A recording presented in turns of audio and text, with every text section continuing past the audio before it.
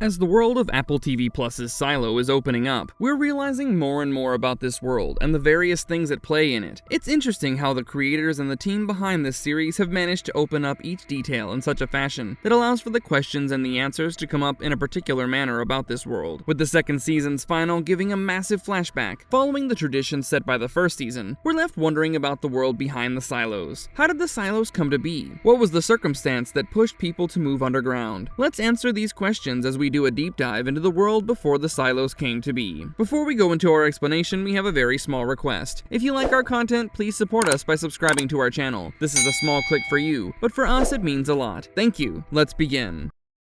The history behind the silos. From the very first episode of the first season of Silo, there has been a question that has been set up as the driving point behind the larger narrative. In the first season, it was associated with whether the world outside the silos was safe. By the end of the series, it became clear that there was a hoax that was larger than the concept everyone was striving for. This season, a major question was dropped right at the end, and the question about why the silos had been put up. When Juliet returned to the silo, she came across Bernard, who was heading out following his breakdown. As they exchanged details about what they knew, the one thing that Bernard pointed out was that he knew the people who built the silos, but nothing about why the silos were built. It's not clearly stated, but the various events surrounding the silos indicate that there's a lot of secrecy behind their conception. In fact, the people involved didn't want to let the larger story out to the people living inside the silos. Even though we don't know what happened to the atmosphere outside the silos, there's some idea that it's toxic, because of which some people died when they were sent out to clean. And similarly, the people of Silo 17 died after they managed to get out of it. The only person who survived this scenario was Juliet, and that's because she was wearing the suit and the special heating tape. So all fingers tend to point toward a nuclear apocalypse that has managed to contaminate the world outside for a long period of time. The series confirmed that the people have been staying inside the silo, secluded from the outside world, for the past 300 years, and the second season doubled on it by stating that there are about 50 different silos, apart from the one where Juliet has been brought up. Underground shelters are one of the major discussions when it comes to nuclear warfare as a means of saving people. But the finale of the series has confirmed a whole new theory behind what led to the making of the silos. Similar to the previous season, this season hinted at the two different timelines being explored, as the flashback puts us at a time when the plans for the silo might have been laid out. So it seems that we will again get to see two different narratives, one inside the world of the silos and the other dealing with what led to the silos being made. In fact, the flashback sequence is so crucial to the series that we can only figure out a lot of the series based on this sequence.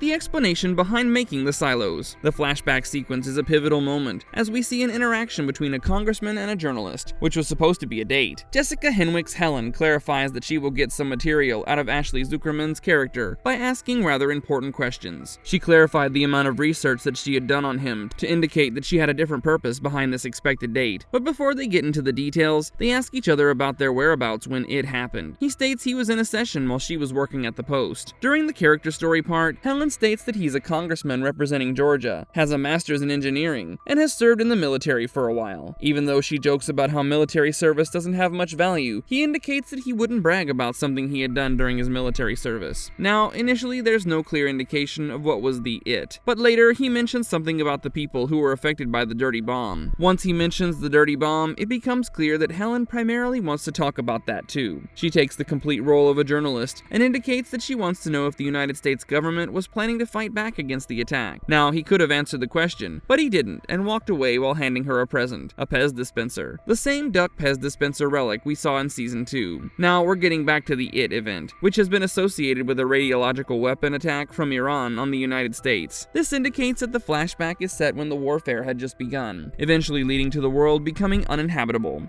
So yeah, the second season has officially confirmed the possible reason behind the concept of the silos.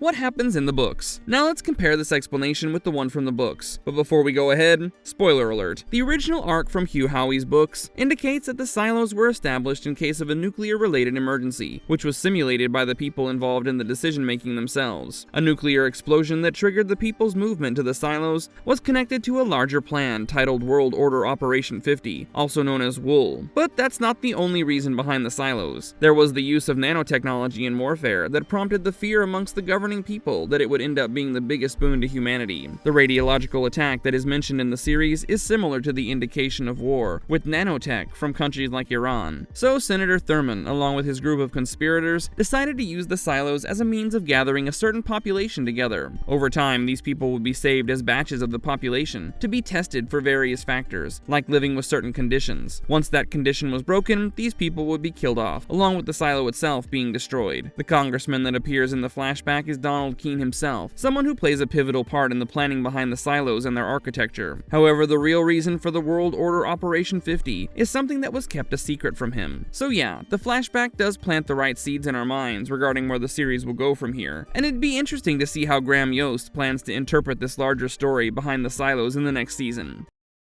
Marvelous verdict. The way that they discuss the events of the recent attacks in the flashback sequence clearly explains how important this event is to people who made it through. There was a sequence where Donald Keene was also checked for radiation, making it important to wonder if things have worsened recently. I initially wondered if he was working on some nuclear project, so he was checked for radiation before interacting with someone who shouldn't be affected by their presence. If you liked our content, don't forget to leave a like and subscribe to us if you haven't already. Have a good one and be safe. Thanks everyone.